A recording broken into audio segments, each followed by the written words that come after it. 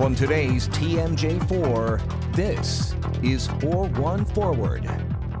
On the Memorial Day weekend, when the country paused to remember those who paid the ultimate sacrifice, the city of Milwaukee faced a different headline. That weekend, 4 people killed, 19 shot. Milwaukee police say these are not random acts of violence, including the 4 people murdered. But for one woman shot, it wasn't just a traumatic event. It was a life-changing event for this recent college graduate with big dreams. I'm very grateful to be alive.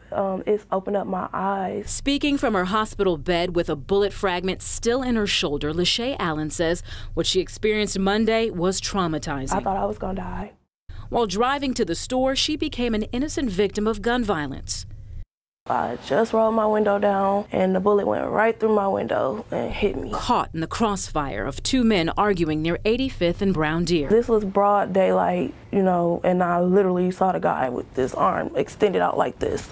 Allen just one of 15 people injured during the Memorial Holiday weekend. The gun violence in Milwaukee is bad, it's horrible, it's getting bad out here. Anything could happen. I was just a passerby. And it almost cost her her life.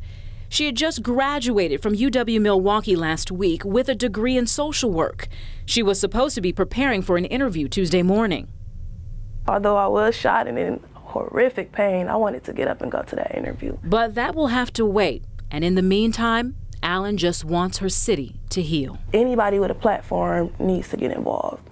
Anybody who has that platform to where they can speak and they know they can reach one person, they need to be speaking and doing something.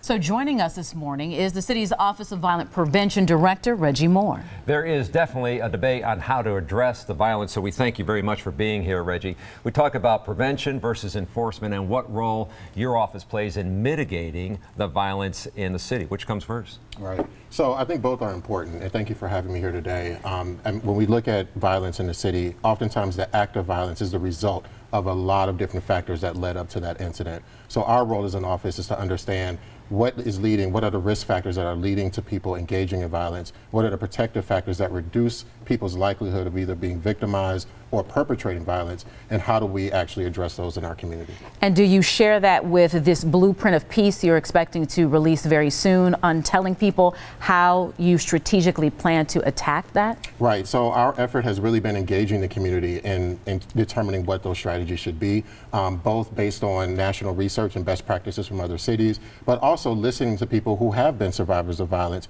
and perpetrators of violence in their past who say, if these things were true in my life, I would probably have been less likely to engage in a behavior or make the decision that I made. And for people who have been victimized, we've heard very clearly, particularly from Zalea Jenkins' auntie, for example, who called for more support for families who are healing, who've lost loved ones due to gun violence. Okay, so here we are. We're going to approach the summer. What's the one message you're hearing, and what's the one change you can make? Is it that simple? It's definitely not simple. I know we like to simplify this Right. issue. Yes. This has been decades and almost, some would say centuries in the making. Exactly. I mean, violence is not new, to human existence. But when we talk about Milwaukee, I think what we're hearing is obviously people want to see the violence stop. And, the biggest message is every victim and every perpetrator has a friend, has a family. They're connected to people. And so the issue is, if you know someone and you see a conflict happening or brewing, whether it's online or offline, not being a bystander, but actually engaging and saying, how can I help de-escalate this? We live in a culture now where people are quick to take out their cell phones and less quick to actually try to stop an incident before it leads to violence. But how does your office get that message and or get action to take place? I mean, it's great to say that, tell a friend, each one, look at their neighbor, but how do you get them engaged to do that? How does your office make that happen? Right. Well, the good news is that action hasn't stopped. There's a lot of work and effort being done by folks in the community, and more that we'll hear about, I think, later in the show. But our role as an office is to say, these are the things that have been shown to actually reduce violence. So for example, if you're going to create a program and it's in a neighborhood or working with young people who are not at the highest risk for violence, that's probably not an ideal violence prevention strategy. But if you did that actual program on 9th and Ring, for example, with the population and in a place where violence has historically been high, those are the types of interventions that we want to raise up, that we want to fund and support, and help make sure that we sustain. But why do you have so much pushback from those who believe that enforcement is the only way to deal with this issue, if the two need to coexist? Right. I think, unfortunately, that's been sort of the narrative that has been pushed. And quite frankly, that's where the resources have gone. And so it's a natural reaction for people to feel that here's a problem. The natural reaction is, I want to have more people with guns in my neighborhood who can create some sense or feeling of safety. And enforcement is important. So prevention is never anti-enforcement. What prevention is saying, and what I've heard the chief and frontline officers say, who we've partnered with, is they say, you know what? There's a criminal justice issue that has happened, and there needs to be accountability.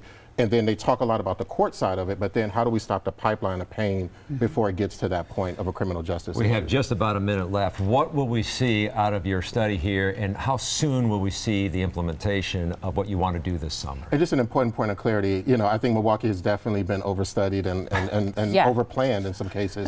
This is really a blueprint that's been driven by the community saying, these are the things that we want to see happen.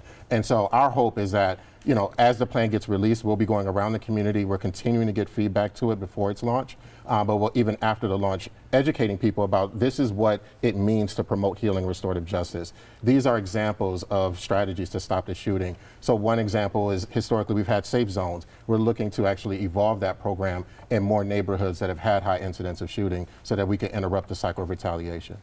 Reggie, thanks for coming in and sharing that. Thank you.